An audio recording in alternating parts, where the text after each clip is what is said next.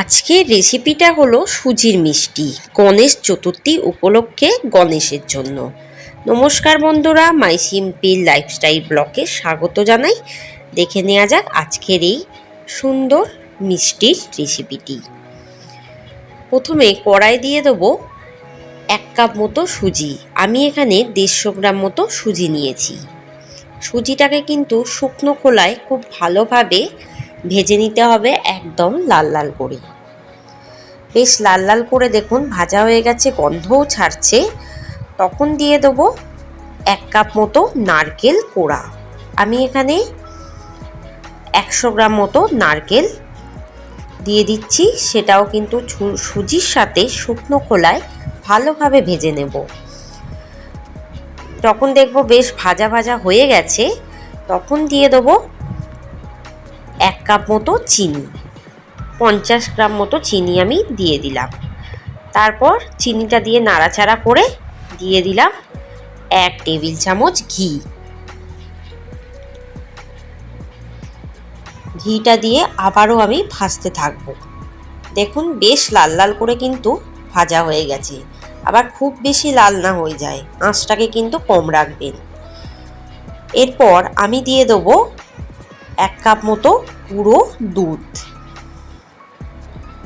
দুধটা খুব ভালোভাবে মিশিয়ে দেবো এটার মধ্যে।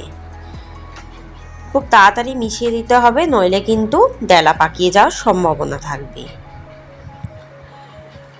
এবার দিয়ে দেবো 1 টেবিল চামচ চারমগজ, আর দিয়ে দেবো 25 গ্রাম কিশমিশ। দিয়ে ভালোভাবে মিশিয়ে দেবো। দেখুন ভাজতে ভাজতে একটু ব্রাউন ব্রাউন কালার ধারণ করেছে। তারপর দিয়ে দেবো আরও 1 টেবিল চামচ ঘি। ঘিটা দিয়ে খুব ভালো মতো নাড়তে থাকবো। এটা মনে রাখবেন, যত ভালোভাবে শুকনো খোলায় নাড়বেন তত তার টেস্ট ভালো হবে।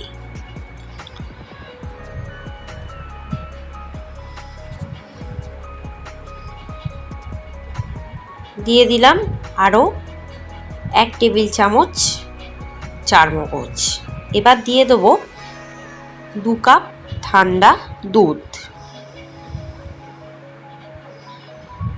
দুধটা দিয়ে ভালো মতো মিশিয়ে দিলাম। এই সময় আঁচটাকে একদম লো টু মিডিয়ামে রাখবো।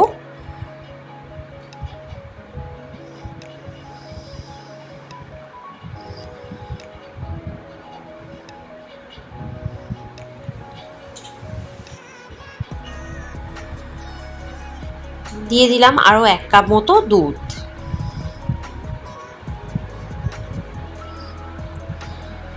একটু ফুটে উঠলে দিয়ে দেবো আরও 1 টেবিল চামচ মতো ঘি। টোটাল আমি এখানে কিন্তু 25 গ্রাম ঘি ইউজ করছি। ঘিটা দিয়ে সাথে সাথেই নাড়তে থাকবো, যাতে ঘিয়ের গন্ধটা ভালো মতো মিশে যায়।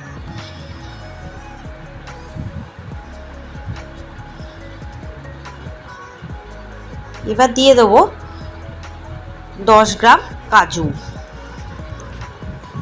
ভালোভাবে কুচিয়ে নিয়েছি হাতের সাহায্যে, সেটাই দিয়ে দিলাম।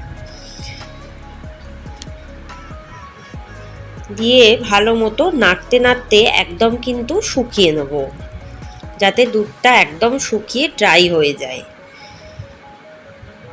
দেখুন বেশ দুধটা শুকিয়ে ড্রাই হয়ে গেছে।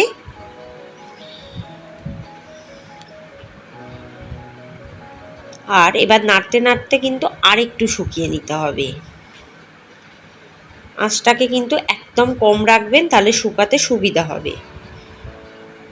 কড়ার গায়ে লেগেও যাবে না, পুড়ে যাওয়ারও সম্ভাবনা থাকবে না।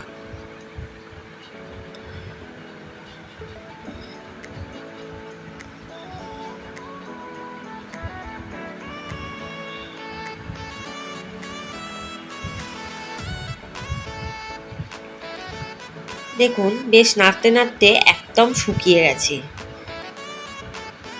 এবার কিছুক্ষণ কিন্তু আমি নাড়তে চাড়তে থাকবো, কিন্তু গ্যাস বা ইন্ডাকশানের ফ্লেমটাকে বন্ধ করে দেবো।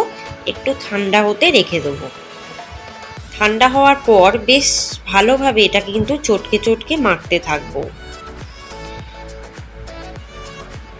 যত ভালোভাবে চটকে চটকে মাখা হবে মিষ্টিটা কিন্তু তত ভালো তৈরি হবে।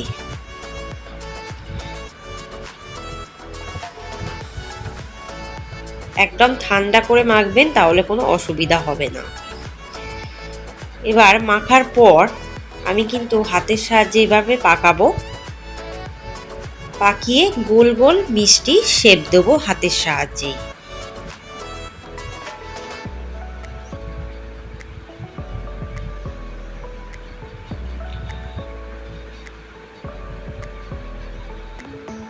কিছুটা প্যাঁড়ার মতো তৈরি করব। প্যাঁড়া যেরকম হয়, একটা বুড়ো আঙুলের সাহায্যে এভাবে থেসে থেসে তৈরি করব।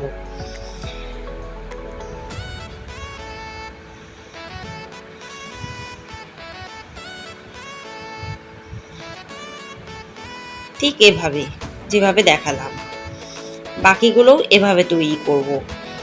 এবার একটি পাত্রে রেখে উপর থেকে একটু গুঁড়ো দুধ ছড়িয়ে দেব প্রথমে।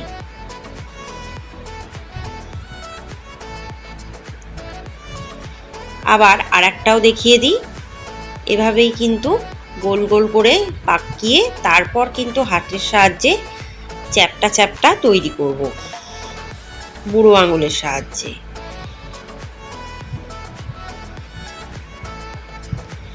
এবার সমস্ত মিষ্টিগুলো তৈরি হয়ে গেছে। এবার ওপর থেকে একটু একটু গুঁড়ো দুধ আমি প্রথমে ছড়িয়ে দিচ্ছি।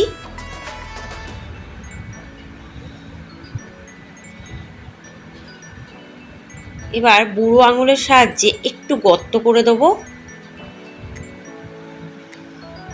তাহলে শেপটা বেশ ভালো আসবে।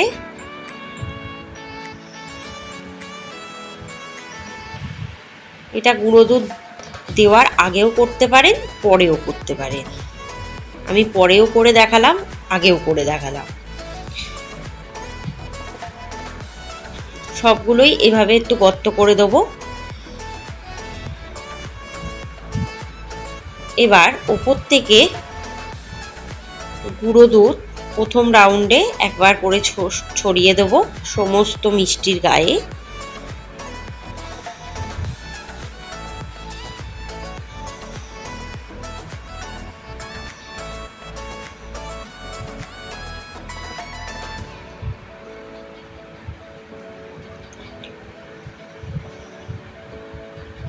এভাবে কিছুক্ষণ রেখে দেবো।